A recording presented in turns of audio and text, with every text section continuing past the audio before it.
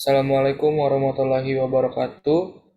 Shalom, Om Swastiastu, Namo Buddhaya, salam kebajikan, salam sejahtera saya ucapkan kepada teman-teman semua yang sedang menyaksikan video ini.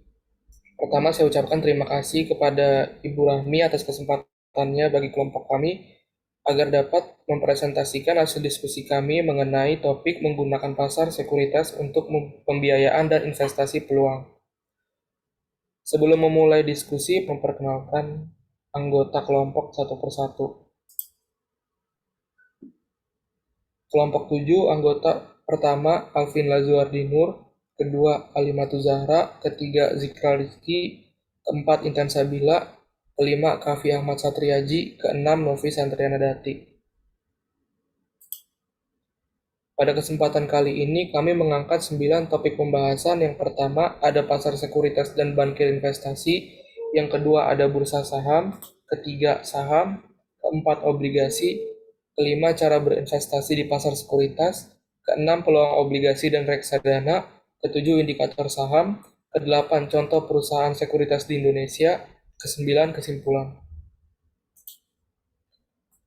Untuk topik pertama mengenai pasar sekuritas dan bankir investasi akan dijelaskan oleh teman saya. Waktu dan tempat dipersilakan. Untuk topik pembahasan pertama yaitu pasar sekuritas dan bankir investasi. Next slide.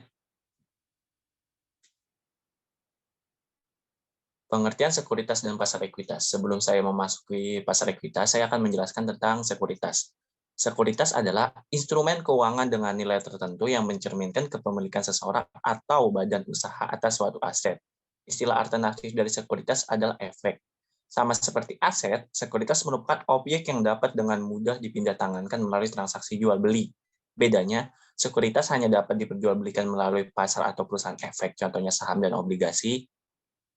Yang kedua, pengertian pasar ekuitas. Pasar ekuitas ialah seluruh kegiatan yang berhubungan dengan penawaran dan permintaan dana jangka panjang atau sekuritas, contohnya obligasi, saham, dan reksadana. Selanjutnya, fungsi pasar sekuritas dan jenisnya. Fungsi pasar sekuritas yang pertama, membantu bisnis dalam menemukan pendanaan jangka panjang untuk membiayai kebutuhan modal, seperti memperluas operasi, mengembangkan produk baru, atau membeli barang dan jasa utama.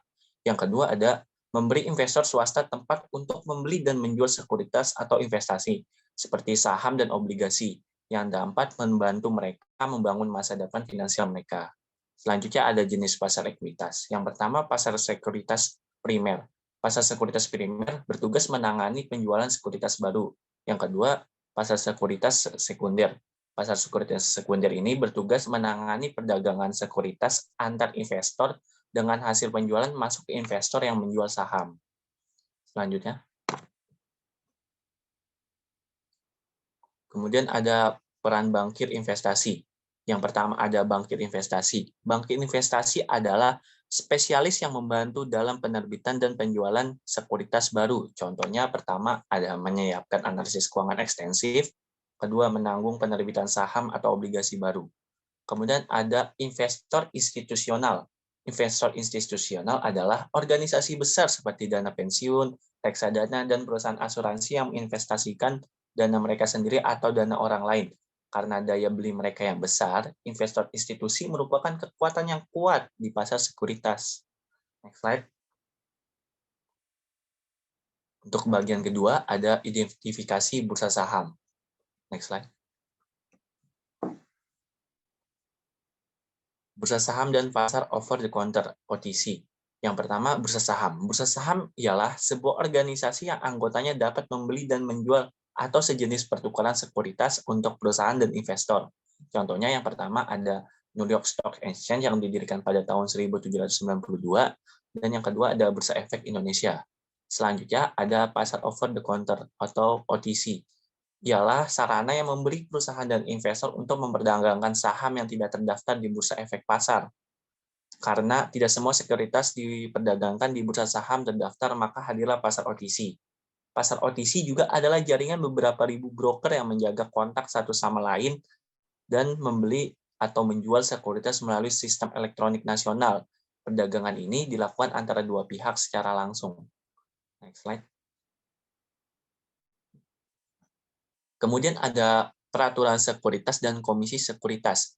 Security and Exchange Commission, SEC, adalah agen federal yang bertanggung jawab untuk mengatur dan bertanggung jawab untuk melindungi investor dengan mewajibkan pengungkapan penuh informasi keuangan oleh perusahaan yang menjual obligasi atau saham.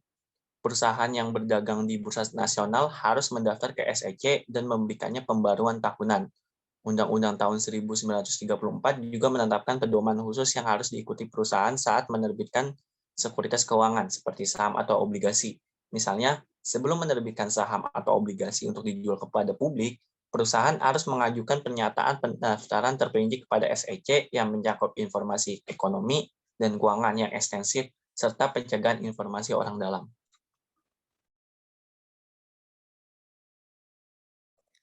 Yang ketiga, saya akan membahas tentang saham. Saham sendiri adalah bagian kepemilikan dalam suatu perusahaan. Di saham, itu ada yang disebut namanya dividen. Dividen adalah bagian dari laba perusahaan yang dapat dibagikan kepada pemegang saham sebagai pembayaran tunai atau saham tambahan. Dividen ini diumumkan oleh Dewan Direksi perusahaan dan umumnya dibayarkan setiap 3 bulan sekali. Selanjutnya,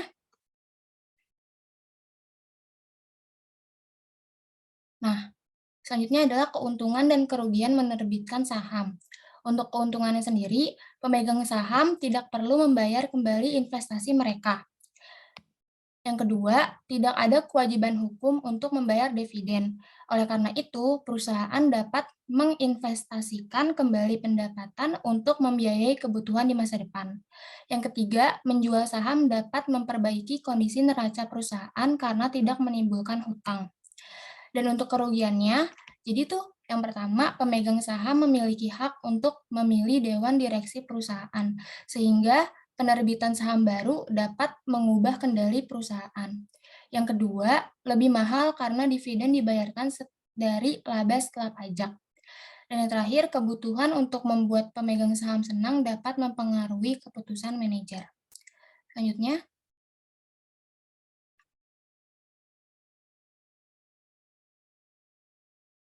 jadi perusahaan itu dapat menerbitkan 2 kelas saham. Itu ada saham biasa dan saham preferred. Nah, perbedaannya itu, jadi kalau di saham biasa, pemegang saham itu memiliki hak untuk yang pertama, memilih anggota dewan direksi perusahaan dan memberikan suara pada isu-isu penting yang dapat mempengaruhi perusahaan. Terus yang kedua, bisa berbagi keuntungan perusahaan melalui dividen jika disetujui oleh dewan direksi perusahaan. Jadi keuntungan memiliki hak suara ini tuh memungkinkan pemegang saham biasa untuk mempengaruhi kebijakan perusahaan. Hak yang terakhir adalah memiliki hak preemptive. Jadi untuk membeli saham baru dari saham biasa sebelum orang lain. Nah, kalau untuk saham preferred sendiri, jadi di saham preferred itu pemilik saham preferen tidak memiliki hak suara. Kemudian juga pemilik saham harus membayar dividen secara penuh sebelum dividen saham biasa dapat dibagikan. Yang ketiga, pemegang saham dapat diminta untuk menjual sahamnya kembali ke korporasi. Yang terakhir, pemegang saham preferen dapat dikonversi menjadi saham biasa dan bersifat kumulatif. Selanjutnya, obligasi. Obligasi adalah sertifikat perusahaan yang menunjukkan bahwa investor telah meminjamkan uang kepada perusahaan. Selanjutnya, keuntungan dan kerugian menerbitkan obligasi. Untuk keuntungannya, manajemen memegang kendali operasi perusahaan karena di sini tuh pemegang obligasi bukan pemilik tetapi kreditur perusahaan. Yang kedua, bunga obligasi dapat dikurangkan dari pajak. Yang ketiga, obligasi adalah sumber pendanaan sementara yang nantinya tuh dapat dilunasi dan kewajiban hutangnya itu dihilangkan. Yang keempat, obligasi dapat dilunasi lebih awal. Dan terakhir, dapat dikonversikan menjadi saham biasa. Untuk kerugiannya, obligasi meningkatkan utang dan dapat mempengaruhi persepsi pasar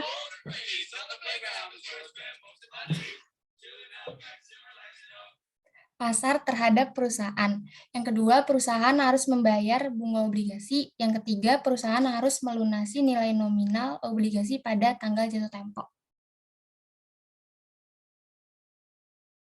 Selanjutnya, kelas obligasi. Jadi, ada 2 kelas obligasi. Yang pertama, obligasi tidak terjamin. Ini adalah obligasi yang tidak didukung oleh ajungan tertentu. Kemudian yang kedua ada obligasi terjamin yang didukung oleh ajungan tertentu seperti tanah atau peralatan. Kemudian ada fitur obligasi khusus. Yang pertama ada sinking fund. Jadi sinking fund ini adalah rekening cadangan di mana penerbit obligasi secara periodik menarik sebagian dari pokok obligasi sebelum jatuh tempo, sehingga modal yang cukup akan terakumulasi pada tanggal jatuh tempo untuk melunasi obligasi. Yang kedua ada capable bonds atau obligasi capable yang memungkinkan penerbit obligasi untuk melunasi pokok obligasi sebelum tanggal jatuh tempo. Dan yang terakhir convertible bonds. Jadi investor itu dapat mengubah obligasi konversi menjadi saham biasa di perusahaan penerbit. Next.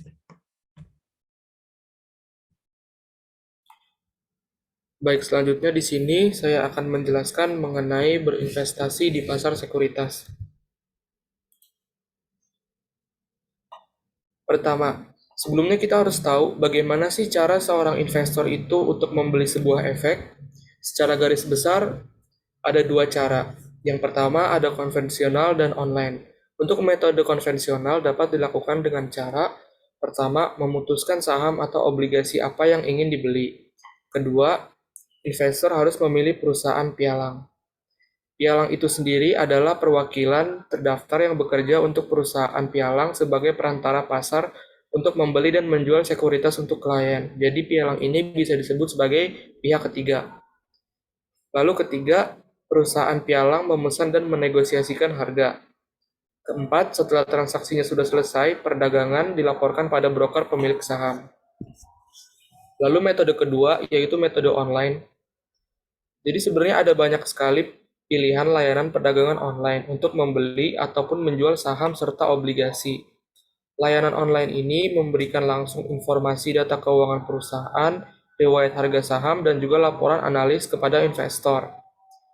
Lalu apa sih bedanya antara metode konvensional dan online? Jadi perbedaannya yang paling mencolok itu adalah kalau investor memilih metode online, investor itu harus riset sendiri dan membuat keputusan investasi tanpa bantuan langsung dari broker. Ini membuat metode online ini dapat membebankan biaya yang lebih ringan kepada investor daripada metode konvensional karena tidak menggunakan pihak ketiga. Lalu, saya ingin membahas mengenai peluang saham sebagai investasi. Peluang saham yang pertama adalah sebagai pemecahan saham. Harga per saham yang tinggi dapat mendorong perusahaan untuk mengumumkan pemecahan saham, di mana perusahaan menerbitkan 2 atau lebih saham untuk setiap saham yang beredar. Peluang saham yang kedua adalah kita dapat membeli saham dengan margin. Membeli saham dengan margin itu berarti meminjam sebagian biaya pembelian saham dari perusahaan pialang. Margin sendiri adalah bagian dari harga beli saham yang harus dibayar investor dengan uangnya sendiri.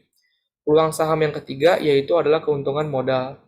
Harga pasar dan potensi pertumbuhan sebagian besar saham itu sangat bergantung pada seberapa baik korporasi memenuhi tujuan bisnisnya. Perusahaan dengan perencanaan yang matang menawarkan potensi keuntungan modal yang besar bagi investor. Jadi, kita sebagai investor tentunya berharap akan mendapatkan modal lebih jika kita menaruh uang sebagai investasi.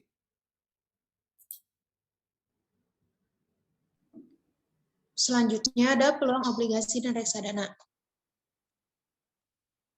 Next. Investasi obligasi. Investor yang mencari pendapatan terjamin dan risiko terbatas sering beralih ke obligasi untuk investasi yang aman. Obligasi daerah ditawarkan oleh pemerintah daerah dan seringkali memiliki keuntungan seperti bunga bebas pajak. Beberapa bahkan mungkin diasuransikan. Obligasi korporasi sedikit lebih beresiko dan lebih menantang. Nah, selanjutnya apa itu perbedaan antara penjualan obligasi dengan diskon dan penjualan obligasi dengan harga premium? Di pasar sekunder, penjualan obligasi dengan harga premium dihargai di atas nilai nominalnya. Sedangkan obligasi yang dijual dengan diskon dijual di bawah nilai nominalnya. Next. Nah, apa itu obligasi sampah? Obligasi sampah yaitu obligasi yang beresiko tinggi dan juga berbunga tinggi. Ciri-ciri dari obligasi sampah, yang pertama yaitu memiliki resiko tinggi dan tingkat gagal bayar yang tinggi. Yang kedua, membayar bunga kepada investor selama nilai aset perusahaan tetap tinggi dan arus kasnya tetap kuat. Next. Berinvestasi dalam reksadana. Reksadana yaitu sebuah organisasi yang membeli saham dan obligasi dan investasi lainnya, kemudian menjual saham di dalamnya surat berharga kepada publik. Manajer reksadana adalah spesialis yang memilih apa yang mereka anggap sebagai saham dan obligasi terbaik yang tersedia dan juga membantu investor mendiversifikasikan investasi mereka. Next. Reksadana berkisar dari dana yang sangat konservatif yang hanya berinvestasi pada sekuritas pemerintah hingga yang lain yang berspesialisasi dalam perusahaan bioteknologi baru, perusahaan internet, perusahaan asing, logam mulia, dan investasi lain dengan resiko lebih besar. Beberapa dana akan memiliki campuran investasi seperti saham dan obligasi. Dana indeks berbiaya sangat rendah, mudah diperoleh, dan dapat dipegang oleh investor untuk jangka waktu yang lama.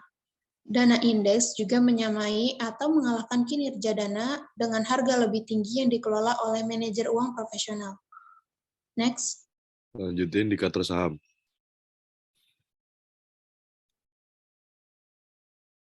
Naik turunnya pasar. Ada dua contoh naik turunnya pasar. Yang pertama tragedi Black Tuesday. Pada tanggal 19 Oktober 1987, pasar saham mengalami penurunan satu hari terbesar dalam sejarahnya. Kehilangan lebih dari 22% nilainya. Pada tanggal 27 Oktober 1997, para investor kembali merasakan kemarahan pasar. Ketakutan akan datangnya krisis ekonomi di Asia menyebabkan kepanikan dan kerugian yang meluas. Untungnya pasar mendapatkan kembali kekuatannya setelah penurunan singkat. Yang kedua, tragedi sistem trading. Program trading memberikan instruksi kepada komputer untuk secara otomatis menjual jika harga suatu saham turun ke titik tertentu untuk menghindari potensi kerugian. Pada tanggal 19 Oktober 1987, pesanan jual komputer menyebabkan banyak saham jatuh ke kedalaman yang luar biasa. Kecelakaan itu mendorong bursa Amerika Serikat untuk menciptakan mekanisme yang disebut Curves and Circuit Breaker untuk membatasi perdagangan program setiap kali pasar bergerak naik atau turun dengan sejumlah besar poin dalam satu hari perdagangan.